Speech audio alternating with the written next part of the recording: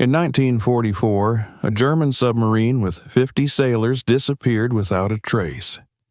For decades, no one knew what had happened to it. But 66 years later, a diver decided to descend into the depths of the sea and stumbled upon the long-forgotten submarine. What he saw inside shocked the world. Don't forget to subscribe to the channel and write in the comments where you're watching this video from. The sea had always been more than just water for Elias Nguyen. It was a presence, a living force that had shaped his childhood and carved its lessons into his bones. He had grown up in the old port district of Marseille, where the scent of salt clung to the air and the cries of gulls circled endlessly above the waves. His earliest memories were not of toys or books, but of the rolling tide that foamed against the stone quay, and of his father's voice telling stories that blurred the line between truth and myth. To Elias, the sea was both cradle and grave, a giver of life and a thief of souls. He had been warned, again and again, that it never returned what it claimed. And yet, even as a boy, he had felt an irresistible pull toward its depths, as if the sea whispered directly to him, promising secrets that only he might one day uncover. His father, a fisherman hardened by storms and disappointments, would often stand with him at dawn when the nets were heavy with silver flashes of sardines. There, amid the chaos of gulls and the shouts of other men hauling their catch, his father would speak in the low, grave tones that children instinctively recognized as sacred. "The sea remembers everything," he would say, his weather-beaten hands knotting the ropes with practiced ease. "It holds the names of those who have drowned, the wrecks of ships swallowed whole, the prayers of men who knew their voices would never be heard again. It does not give up what it keeps, not unless it chooses to." For Elias, these words were more powerful than bedtime tales. They took root in his imagination, forming a vision of the ocean not just as a physical place, but as a memory without end. His grandfather had been a part of that memory, though Elias knew him only through family stories. He had served in the Allied merchant fleet during the Second World War and perished in the Atlantic when his convoy was attacked. No grave was ever found, only a letter of condolence sent to his widow in a plain envelope. Elias had grown up with that letter framed in the hallway, its words typed neatly, devoid of emotion, as if loss could be summed up in a bureaucratic paragraph. He often wondered where in the vast blackness of the ocean his grandfather's last breath had been drawn. That absence in the family history had shaped Elias as much as any living relative, and it had driven him into the water again and again, searching, though for what he could not yet define. By the time he was an adult, Elias had become known in his field as a diver who did not flinch. He was no stranger to ancient amphora resting beneath silt, to shipwrecks whose wood had long since turned soft as sponge, or to the sunken ruins of forgotten harbors. He had joined expeditions that pulled relics of Phoenician traders from the seabed and had guided archaeologists through submerged Roman villas where mosaics still glimmered faintly in the gloom. Others sought treasure or prestige, but Elias never did. What drove him was something quieter, almost spiritual. He sought voices, fragments of memory preserved in rust and stone. Every dive was an act of listening, of leaning closer to hear what the sea had chosen to keep. It was, for this reason, perhaps, that he was approached by the small research team in Genoa. They had heard of his skill and his reputation for calm even in dangerous waters. One evening, as the sun dipped over the Ligurian Sea, they showed him the sonar images that had ignited their curiosity. On the grainy screen, a shape lay sprawled across the seabed at a depth of 120 meters. It was not the scattered debris of a cargo ship or the familiar silhouette of a trawler. This was something far larger, its lines unmistakably engineered for stealth and war. The image revealed a body long and narrow, a conning tower jutting like a scar through the sediment. "We think it's a submarine," one of the researchers explained, his voice tinged with the eagerness of a man standing on the edge of discovery. "A German one, possibly from the war. There were several U-boats reported lost in the Mediterranean, but never recovered. If this is one of them—" He left the sentence hanging, the implications speaking for themselves. The name surfaced in Elias's mind before it was even spoken aloud. U-455. He had read about it in an old maritime journal, one of the many ghost ships that had vanished without trace during the Second World War. 50 men had gone down with her in 1944. For 66 years, no one had known where she lay or what had become of her. Historians speculated endlessly. A mine, an Allied patrol, a mechanical failure. Families had waited for answers that never came. To most of the world, the submarine was simply another casualty lost in the endless tally of war. But to Elias, seeing the blurred image of its possible resting place was like hearing a distant voice suddenly calling his name. That night, he lay awake in the rented room overlooking the port of Genoa, staring at the ceiling as the hum of scooters faded from the streets below. The sea was out there, black and inscrutable, and beneath it waited something that had been hidden for generations. He imagined the submarine entombed in silt, its steel hull encrusted with barnacles, its crew still sealed within, their last breath trapped in that moment of catastrophe. The thought filled him with both dread and awe. This would not be like other dives. To enter such a place would be to step directly into history's grave. Sleep eluded him. His mind replayed fragments of his father's old warnings, of his grandfather's fate in the Atlantic, of the framed letter that had always felt too hollow to answer the wound it described. He wondered if, by entering this wreck, he might find not only the truth of those 50 lost men, but also a fragment of understanding about his own family's silence. The call of the deep was no longer a vague whisper. It was a summons, clear and insistent, pulling him toward a destiny that felt both chosen and inescapable. At dawn, when the city was still yawning itself awake, Elias rose and prepared his gear with ritual precision. Every strap, every valve, every gauge was checked and rechecked, not only for safety, but for the weight of what lay ahead.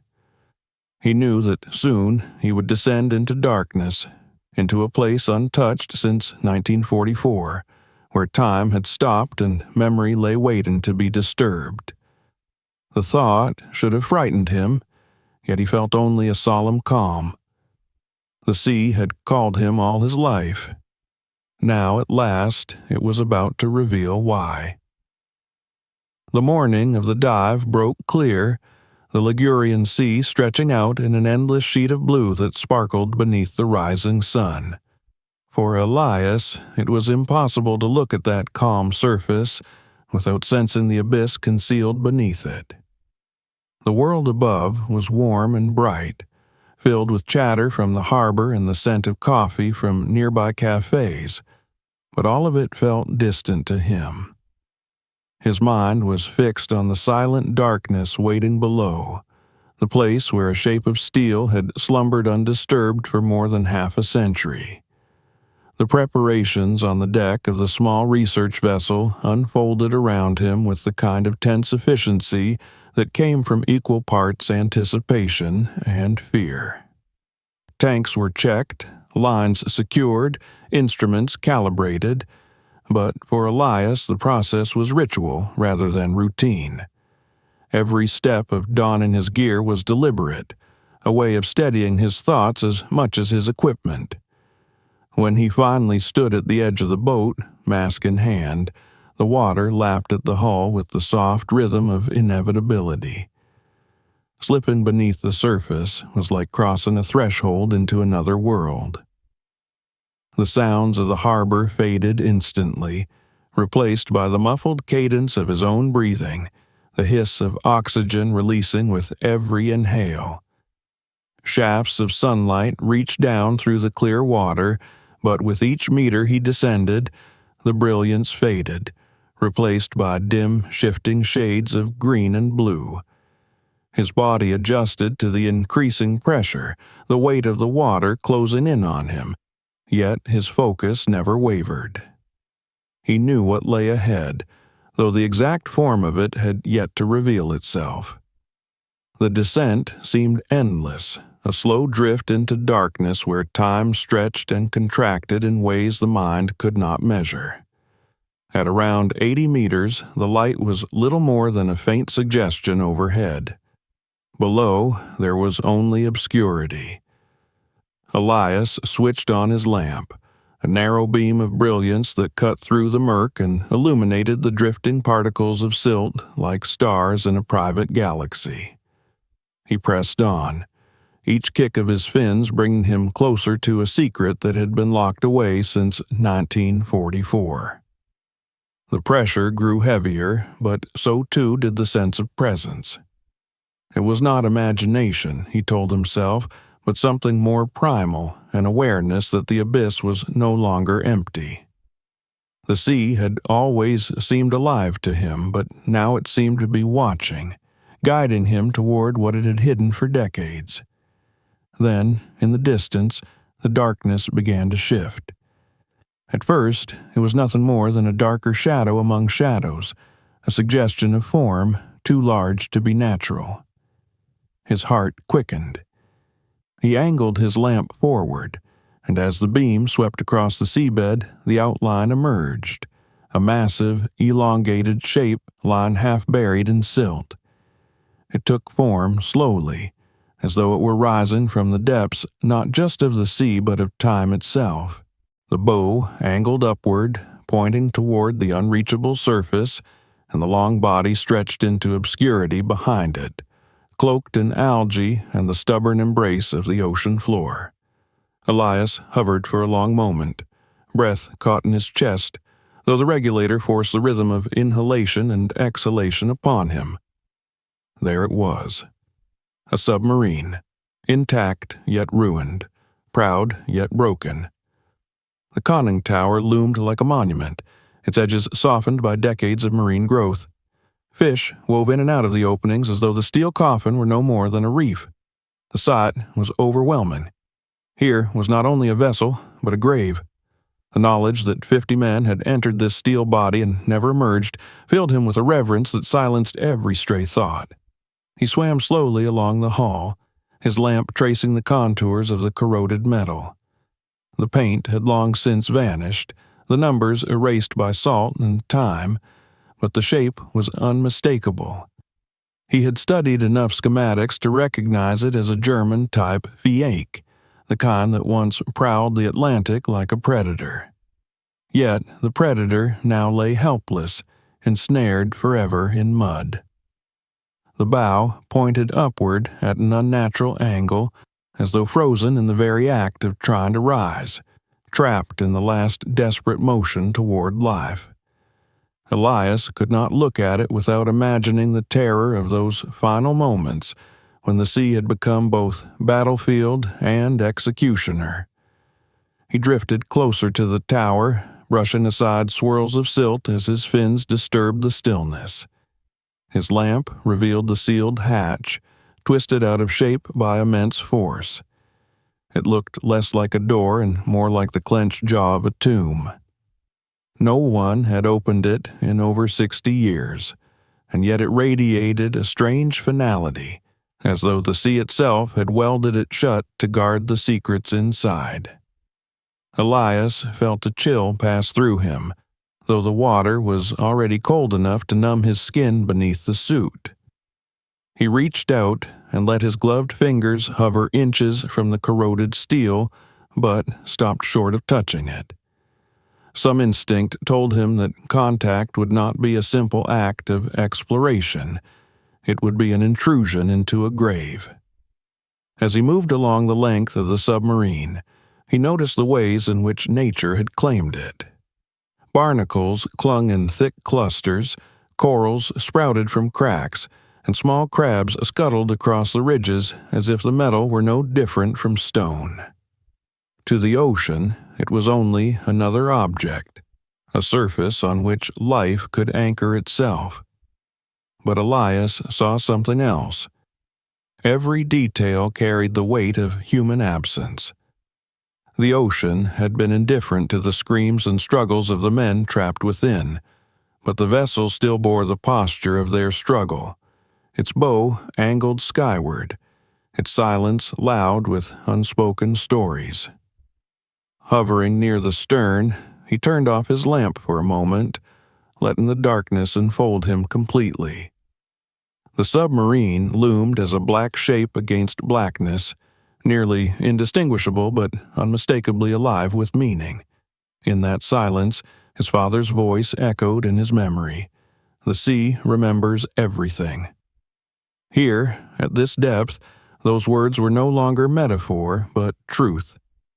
The sea had remembered the U-455, had kept it intact, had hidden it until it was ready to reveal its secret once more. And now it had chosen Elias to witness it. The thought filled him with both awe and dread. He knew this was only the beginning. The exterior was merely a promise, a warning, perhaps. To understand what had happened here, he would have to go inside. He would have to breach the silence of the tomb and let his light fall on whatever remained of those 50 men. Yet even as that realization settled over him, he felt no desire to turn back. The call of the deep had not led him here only to retreat. It had guided him to the threshold of memory, and now it demanded that he step through. He adjusted his grip on the lamp, glanced once more at the hatch twisted shut, and began to search for an opening. His heart beat with steady determination. He was ready to descend not just into the submarine, but into the past itself. The submarine loomed before Elias like a monument raised by the sea itself, half buried in the silt, yet still exuding a sense of power even in ruin. The twisted hatch of the conning tower had yielded nothing to his examination. The metal was distorted by some ancient violence, sealed as though clenched by the ocean's fist. He circled slowly, the beam of his lamp gliding over corroded rivets and clusters of barnacles, searching for another entry point. There, near the aft section, the hull had cracked open, jagged edges forming a narrow mouth that beckoned him inward. It was a wound, not a door, but it was the only path. He steadied his breathing, checked his gauge, and moved closer, the silt rising in soft clouds as he brushed against the seabed. Crossing into the interior was like trespassing into a cathedral long abandoned. The water was denser inside, the darkness almost tactile. His lamp cut a thin corridor of light through the gloom, revealing walls that once echoed with voices and footsteps, now coated with a skin of algae and rust. He felt the weight of the submarine close around him, the pressure not just of the sea, but of time itself. Each meter forward was a descent not merely into space, but into history, into a moment that had never ended for those trapped here. The passage narrowed, forcing him to angle his body sideways, his tank scraping faintly against the warped walls. Dust like sediment swirled with every movement, making the airless space seem fogged with memory.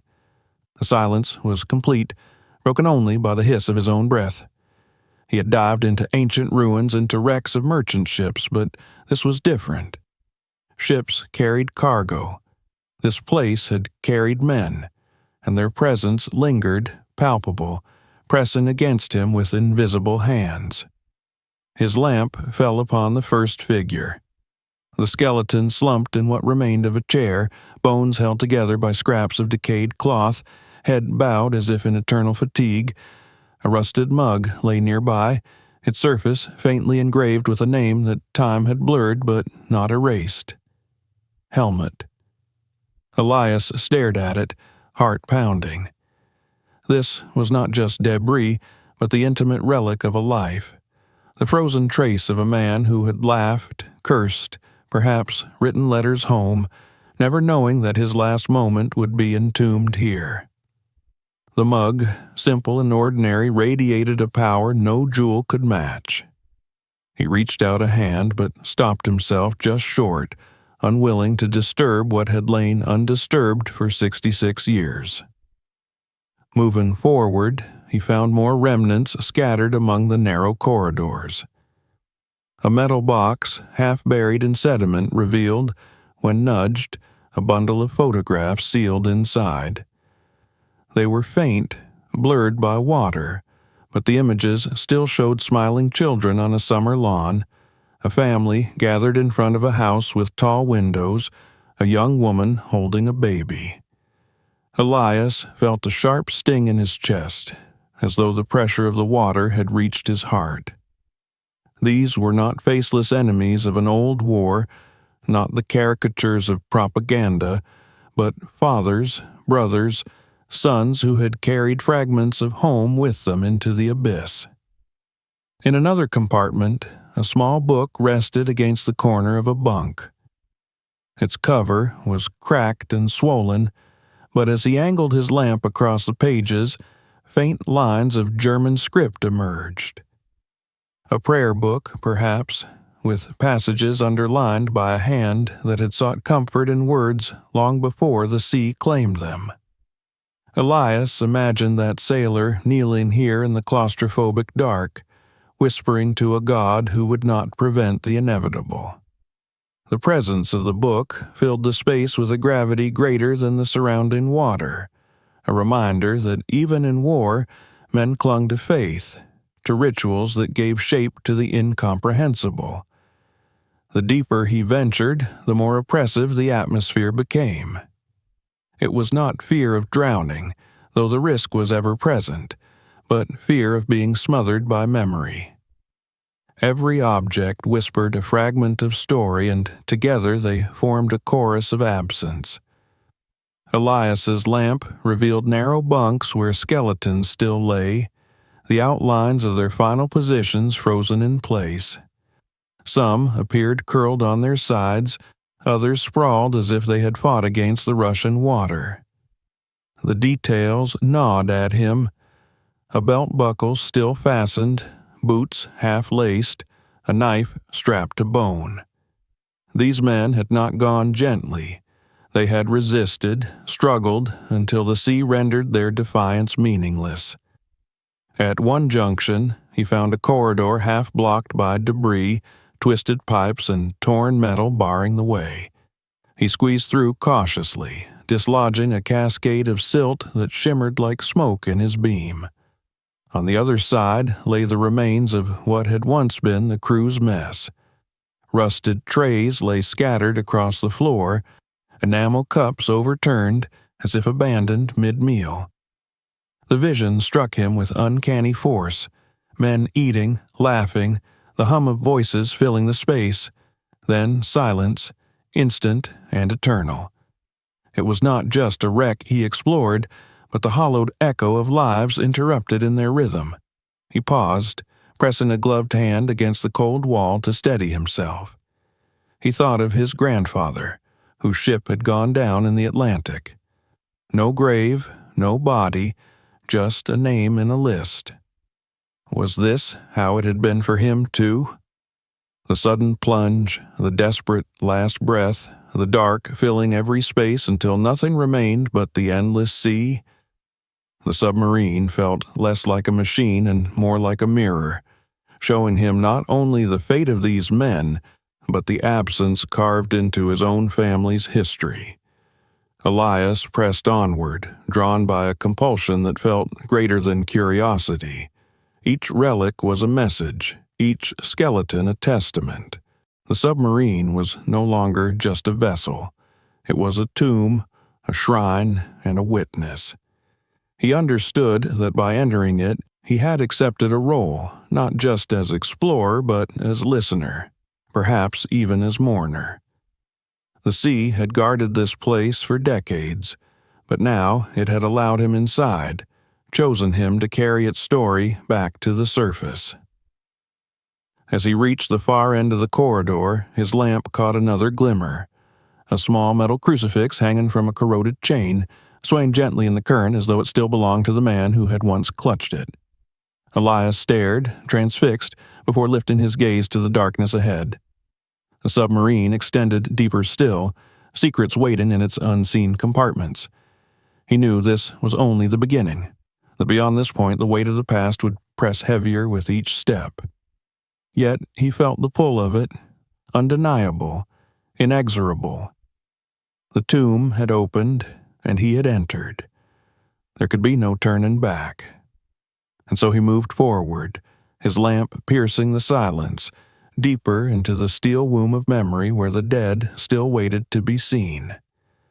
Elias moved deeper into the wreck, the beam of his lamp cutting through layers of silt and silence as though peeling back the skin of time.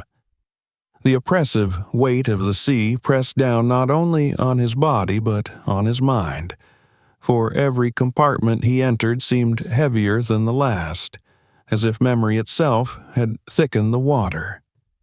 Passing through the narrow corridor from the mess area, he entered a larger space that must once have belonged to the officers. The remnants of furniture lay scattered, their edges rounded by corrosion, their surfaces mottled by the patient work of the ocean. It was here that he began to sense the human struggle more vividly, not only in bones and objects but in deliberate marks, gestures of desperation etched into the very steel. The first thing his light fell upon was a table, its surface warped but still recognizable as the place where navigation charts had been spread, where orders had been given. Against its edge lay the faded fragments of paper sealed in a thin shell of sediment. With careful movements, he swept the lamp across them, revealing lines, grids, and faded pencil strokes. They were maps, their edges eaten away, yet one detail stood starkly: the Strait of Gibraltar, with a line traced through it in steady hand. The submarine's last passage, the perilous crossing that had brought it into the Mediterranean, was still here in graphite. A date circled, and beneath it a darkened crossmark as though someone had emphasized a point of fate. Elias stared at that mark, feeling a shiver run along his spine. He imagined the hand that had drawn it, steady, dutiful, unaware that the mark would become not a note in a mission but the silent testimony of doom. Nearby lay a small metal container half buried in rust flakes. Nudging it open, Elias found it cradled a cluster of letters, their envelopes swollen but miraculously intact. He angled his light to read the faded script, the German handwriting curling across the yellowed paper. Each envelope bore an address, names of towns and cities scattered across a country that had once been burning with war. Hamburg, Bremen, Munich. He did not need to open them to know what they contained. Words of longing, fragments of love, the everyday voices of men who never imagined their final sentences would sink with them into silence. These letters, entombed in the sea, had never reached their destinations. They had waited here, unread, for 66 years, as though the submarine itself had kept them hostage. Elias felt his throat tighten. He knew he was the first to see them since the day they were written, the first to realize they had become memorials rather than messages. Lifting his lamp toward the walls, he saw what at first seemed like scratches caused by collapsing debris. But, as his eyes adjusted, he realized they were deliberate. Names, scrawled into the steel with whatever tools desperate men had at hand. Initials, fragments of words, dates etched hurriedly. Some were shallow, barely more than whispers against the corroded surface, but others were carved with fierce determination, gouges that spoke of urgency and finality. Elias moved closer, reading what he could through the veil of algae. A name, Carl; another, Friedrich; a date, 1944. His breath hitched as he realized he was seeing the last attempts of men to affirm their existence, to leave behind proof that they had been here. The sea had swallowed their bodies, but their marks remained, their voices engraved into the bones of the submarine. In the corner of the room, his lamp revealed the remnants of the radio equipment. The panels had melted in places, wires tangled into grotesque shapes. He could almost picture the final moment. A radio man leaning forward, hands frantically working dials and switches, sending out a call that never reached its destination. The silence that had answered him was still present here, as loud as a scream. Elias felt it in his chest, the echo of futility that lingered in the broken machines.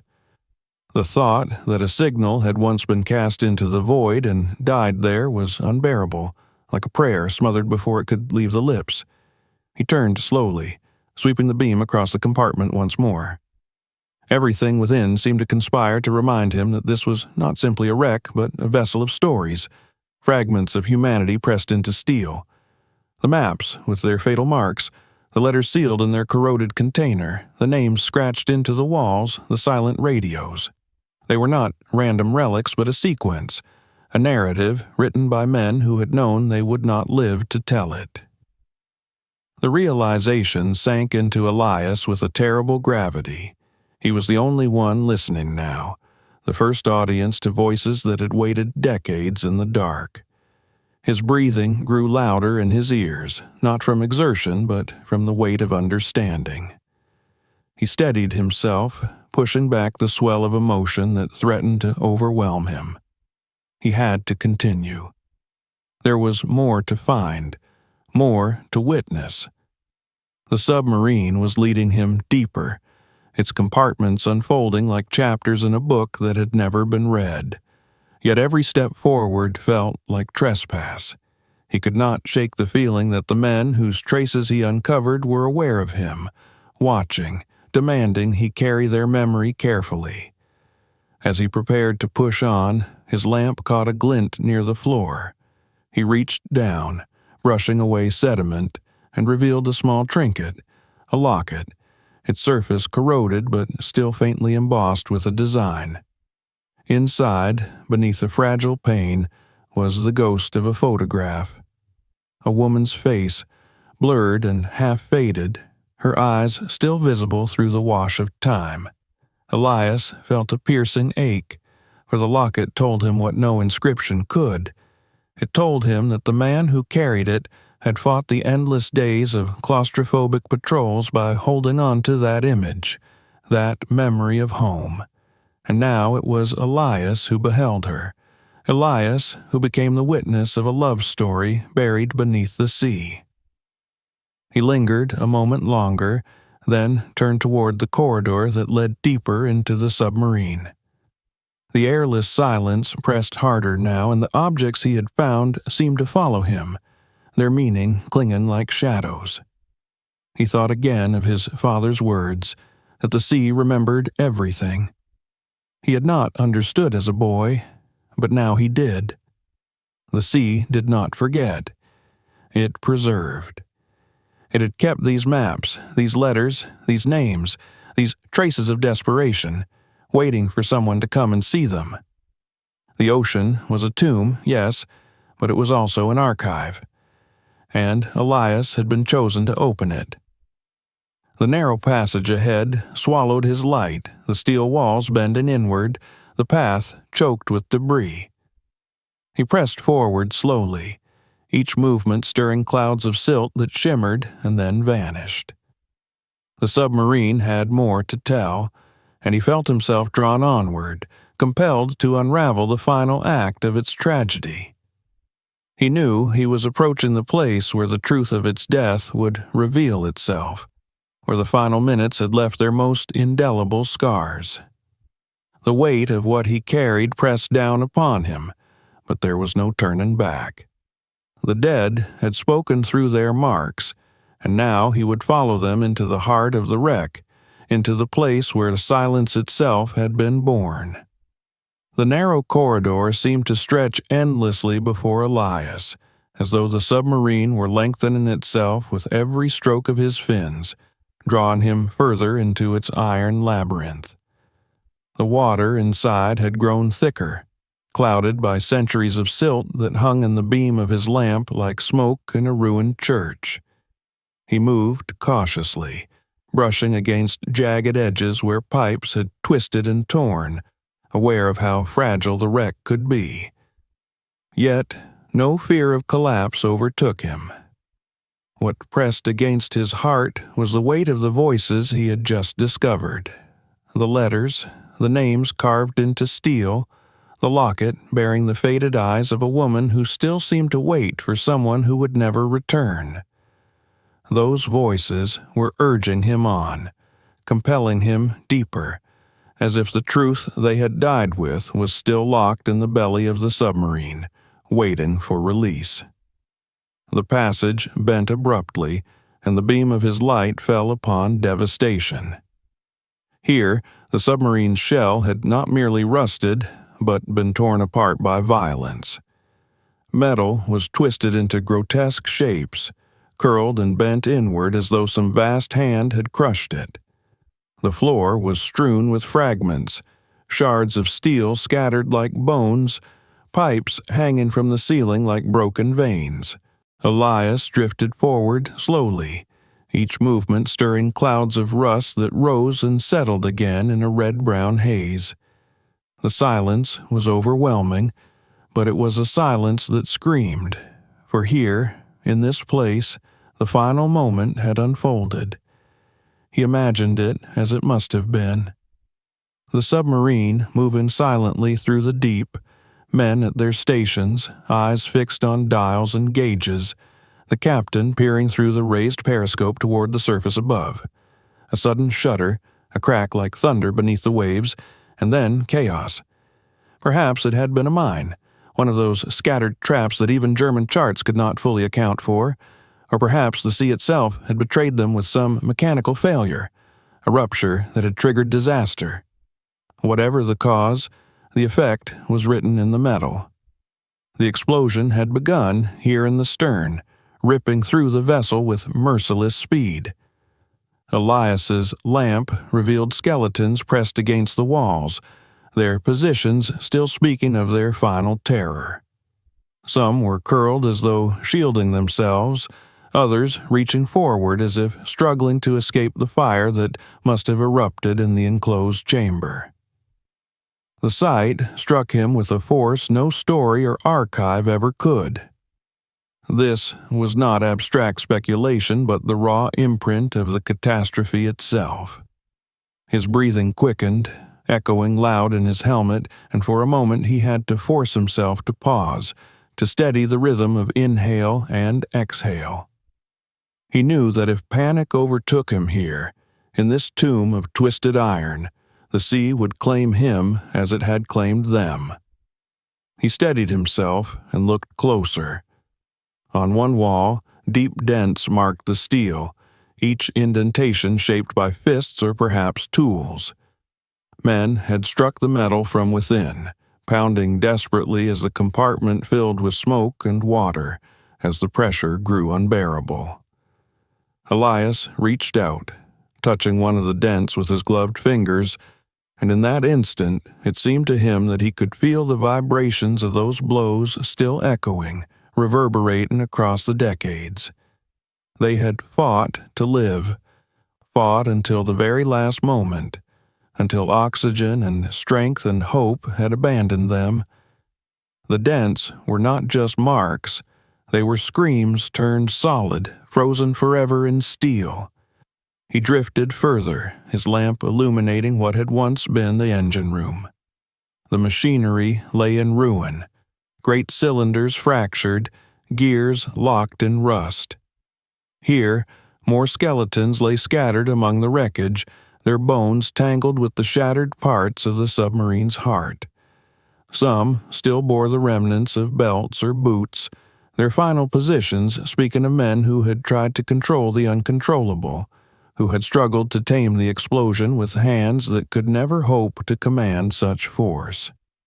The thought pierced Elias with sorrow that seemed endless, for he saw in them not faceless sailors, but men who had been fathers, sons, brothers, lovers.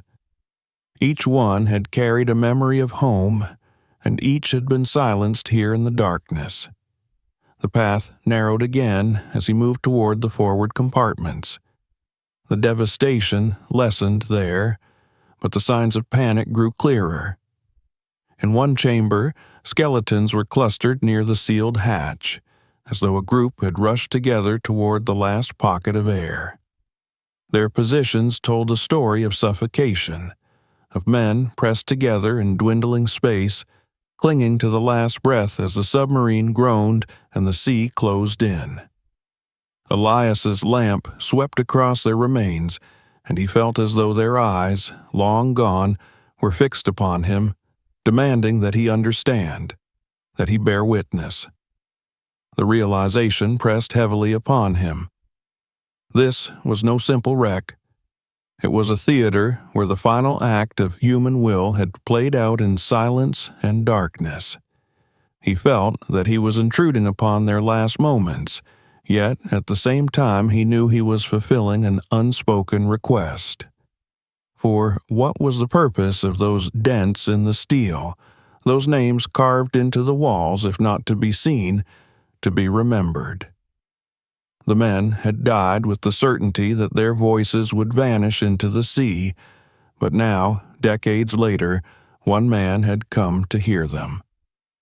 Elias drifted slowly through the corridor, piecing together the fragments of the story. The submarine had survived the perilous passage through Gibraltar, had entered the Mediterranean with triumph in its heart, only to meet destruction almost immediately. The cause might never be known, but the effect was undeniable. The explosion had doomed them in minutes, sealing the hatches, cutting off escape. There had been no time for surrender, no chance for rescue. The crew of U-455 had fought in vain against the sea, and the sea had won. Yet, as he absorbed the enormity of the tragedy, Elias felt something else stirring within him, a recognition that went beyond pity. He thought of his grandfather, lost somewhere in the Atlantic, his body never recovered. The men here had met the same fate, though in different uniforms. War had divided them in life, but in death they were united by the same silence, the same ocean that cared nothing for flags or causes. The realization filled him with a strange kinship, as though the submarine were showing him not the story of enemies, but of brothers bound by the sea. He lingered for a long time, letting the silence seep into him, letting the truth of the catastrophe settle in his bones. He knew he could never truly convey what it meant, could never translate the weight of those final minutes into words or images, but he could remember. He could carry their story back to the surface, into the light, where it could be spoken and acknowledged. That, perhaps, was why the sea had permitted him entry, why it had allowed him to pass through the sealed corridors and witness what no one else had seen in 66 years. Turning at last, Elias prepared to move onward. There were still compartments ahead, still remnants to uncover, still voices waiting in silence. But the stern had given him the truth he had sought. The submarine had not simply vanished into mystery. It had fought, it had suffered, it had died violently, and the men within had left their final marks upon the steel. The mystery was no longer of how it had ended, but of what it meant, of how memory could persist even when bodies had long decayed. With a slow, steady stroke of his fins, he left the shattered chamber behind.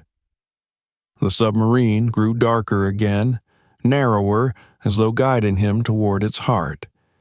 He carried with him the dents, the twisted steel, the clustered skeletons, and the screams that had once filled the silence.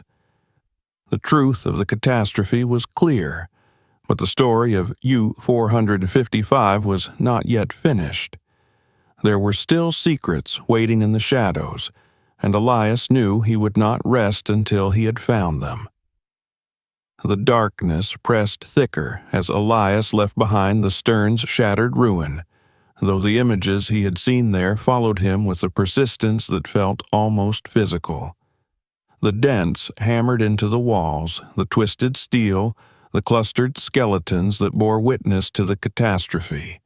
They weighed on him like stones strapped to his chest. He pushed forward slowly, forcing his mind to remain steady, knowing that the submarine still had more to show him. The corridors narrowed again, their walls bending inward like ribs enclosing a heart, and his lamp caught glimpses of the wreck's interior as though illuminating fragments of a dream that had long been buried. The silence deepened as he entered what must once have been the command section. The space was larger than the corridors he had navigated, though cramped by the wreckage that had collapsed inward. His lamp swept across the ruined consoles, the broken levers, the remnants of gauges whose faces had long since turned opaque with corrosion. It was here, he thought, that orders had been given, that men had looked through periscopes and made decisions that altered lives above the surface. Now it was a place of stillness, a chamber where death had sat longest. He adjusted his position and swam further inside, the beam of his lamp catching the skeletal form of what could only be the captain. The remains slumped near the periscope, which still jutted upward in mute defiance. The bones were held together by fragments of uniform, the skull tilted slightly, as if still peering toward a surface that had never been reached. Elias drifted closer, his breathing loud in his ears, and for a moment he felt the uncanny sensation that the eyeless sockets were fixed upon him, demanding acknowledgement. The raised periscope, the captain's final vigil, struck him with a force he had not anticipated. This man had chosen to remain here, even as chaos tore through the submarine, his last moments spent watching for salvation that never came. Elias felt compelled to lower his head in a gesture of respect, as though he were intruding upon the eternal watch of a sentinel who had never been relieved of duty. It was then that his lamp revealed something glinting faintly near the skeletal remains. He reached out carefully, brushing aside the silt, and uncovered a small metal object. It was a dog tag, corroded yet still bearing faint engravings. He held it close to the lamp, reading the letters through the veil of rust. A name, a number, stamped into the thin plate, a fragment of identity preserved when flesh and voice had long since vanished. Elias turned it slowly in his hand, and the weight of it settled in him with the gravity of a personal encounter. This was no longer the anonymous remains of a lost crewman. This was a man who had lived, who had been given a name at birth, who had carried that name into the sea and been buried with it. Near the tag, tucked inside a decayed pocket, Elias found a bundle of cloth that disintegrated at his touch. From within it, a folded piece of paper floated loose. He caught it carefully, pinning it against the wall so the water would not carry it away. It was fragile, its edges eaten by time, yet, as he angled the lamp across it, faint lines of writing emerged. German words, faded but still legible in places. He read slowly, piecing together fragments, and understood that it was a letter. A farewell, perhaps never meant to be sent. The words struck him with their raw simplicity, If you are reading this, it means I did not return. Remember that I am always with you." The signature at the bottom was blurred, but the addressee was clear enough: Marta, Hamburg. Elias held the paper in trembling hands, and though the water dulled the sensation, he felt as if the very voice of the dead man was speaking through him. He pictured Marta, waiting for a letter that never came, perhaps believing for years that her husband or lover might still be alive, perhaps finally conceding to the silence. This fragment, trapped inside the submarine, was the truth she had never received. It had waited in darkness for decades until a stranger, a man from another country, another world, had come to read it. Elias felt the intimacy of the moment so deeply that it was as though the letter had been addressed to him, as though the responsibility of remembrance had been transferred across time and silence into his hands.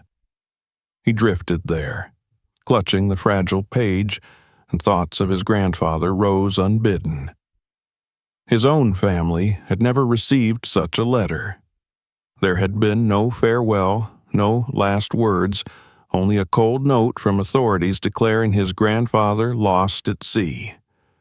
His father had grown up with that silence, had passed it down to Elias as a wound disguised as wisdom. And now, here in the tomb of enemies, Elias held what his own family had never known: a final voice from the depths, a confession of love and surrender to fate. The symmetry pierced him. The man who wrote to Marta had been on the opposite side of a brutal war, yet his letter carried the same longing, the same human thread as any sailor who had left home never to return. He looked back at the skeletal captain near the periscope, then down at the tag and the letter, and he felt a kinship that transcended the divisions of history.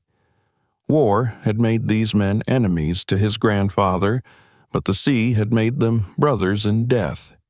And now the sea had made Elias their witness, their inheritor, the one chosen to carry both sides of the story into the light.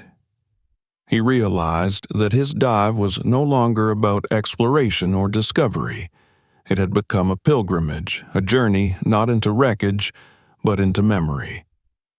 Holding the letter close, he allowed his lamp to sweep once more across the chamber. The walls bore no more inscriptions, no more maps or traces of frantic communication. What remained was silence, the final silence of men who had fought and failed and left their voices trapped in steel. Elias tucked the letter safely inside a pouch, not as an artifact to be catalogued, but as a promise to himself. He would not let it be forgotten. He would carry Marta's name back to the surface, along with the nameless pain of every family who had waited for men who never returned. The water stirred faintly as he turned toward the next passage, his fins lifting clouds of silt that shimmered and fell like dust in a ruined church. He felt the submarine pressing closer now, its narrow corridors funneling him forward toward the bow. The truth of the catastrophe had revealed itself in the shattered stern, but here in the command room he had uncovered something even greater: the persistence of humanity, fragile yet indestructible, preserved in metal and ink. He thought of the voices carved into the walls, the dents hammered by desperate fists, the captain frozen at his periscope, and now this letter to Marta.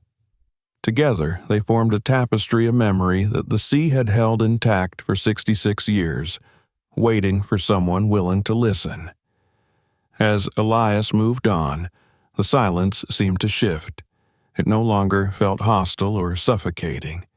It felt expectant, as though the submarine itself recognized that its story was being heard at last. The dead had spoken, and he had answered, but the wreck still stretched ahead, its bow rising into the dark, and Elias knew there was one more chapter waiting for him before he could return to the surface. The letter in his pouch was a weight, but it was also a guide.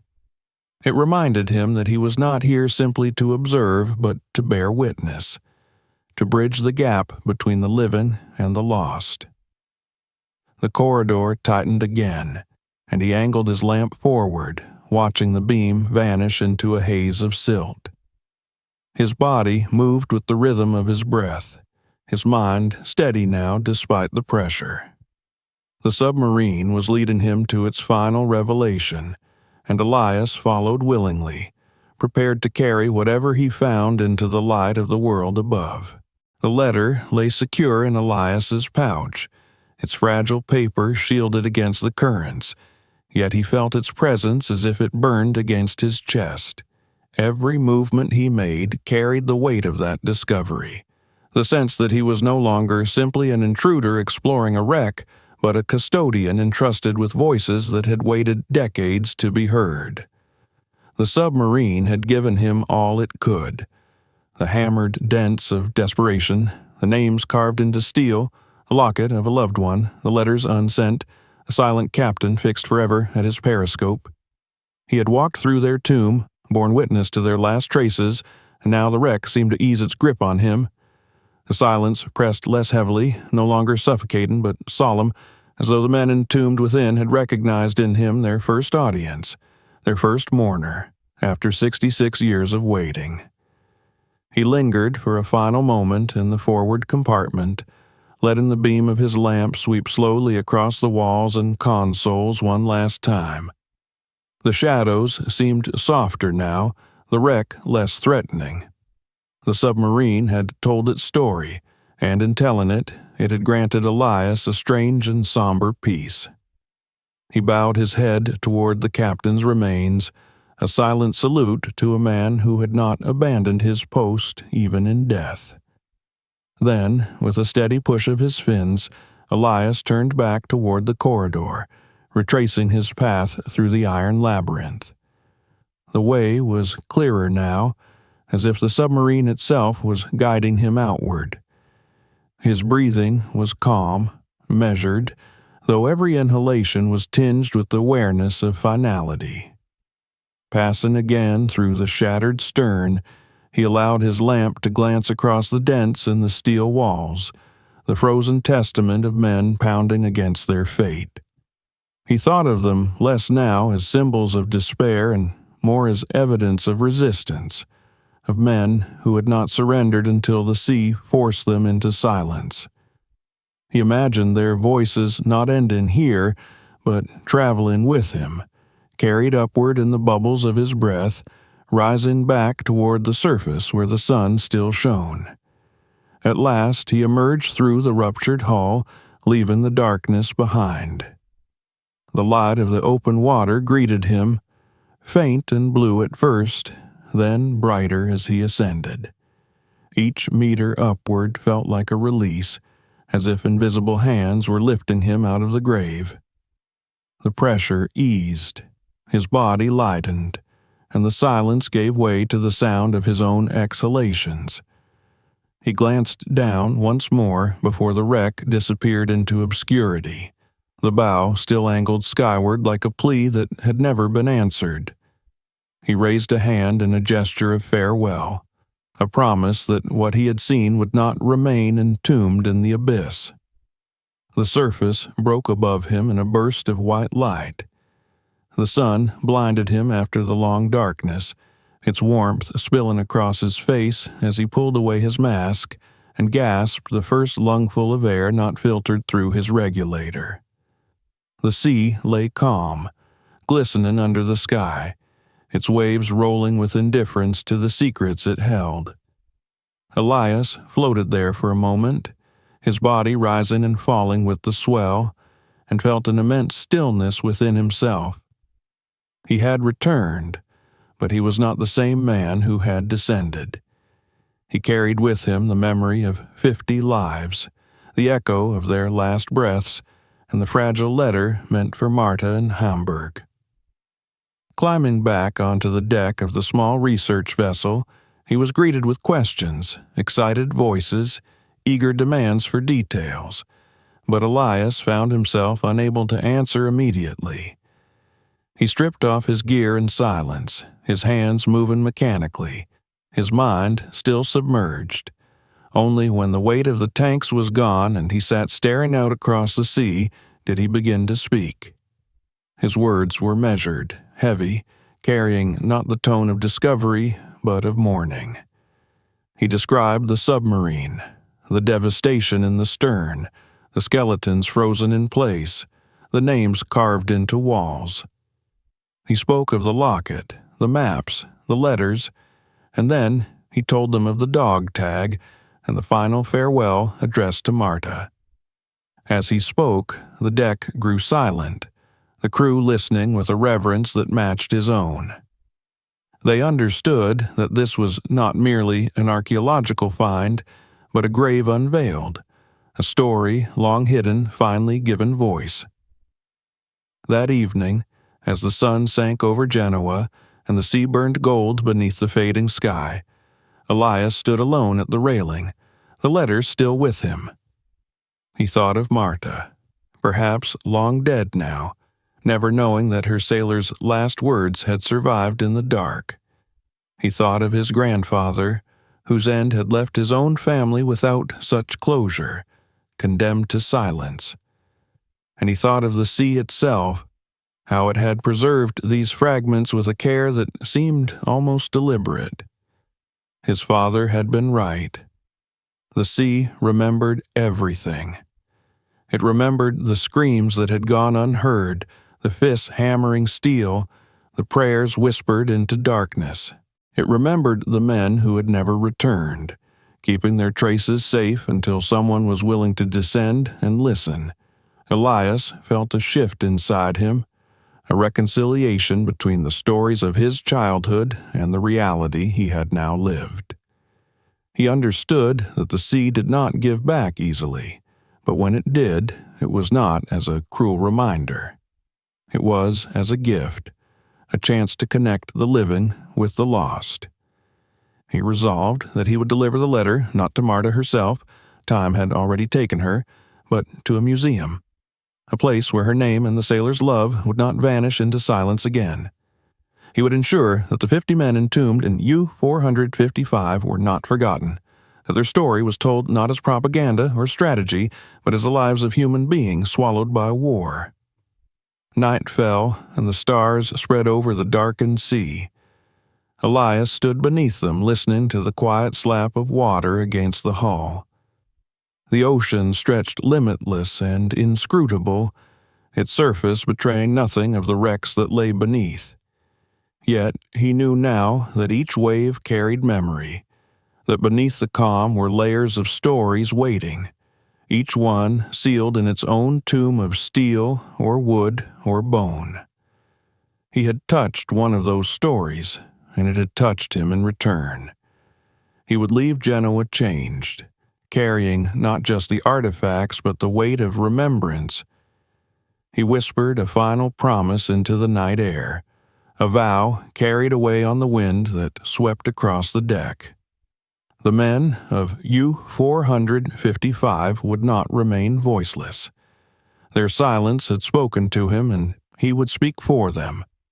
The sea might claim lives, but it could not erase memory. The sea remembered, and now so did he. If you enjoyed uncovering this hidden story, make sure to subscribe so you don't miss the next deep dive into history's darkest mysteries. There are even more unbelievable stories waiting. Click on the next video on your screen and keep exploring with us. And if this story gave you chills, share it with your friends. Let them see the haunting truth buried beneath the waves.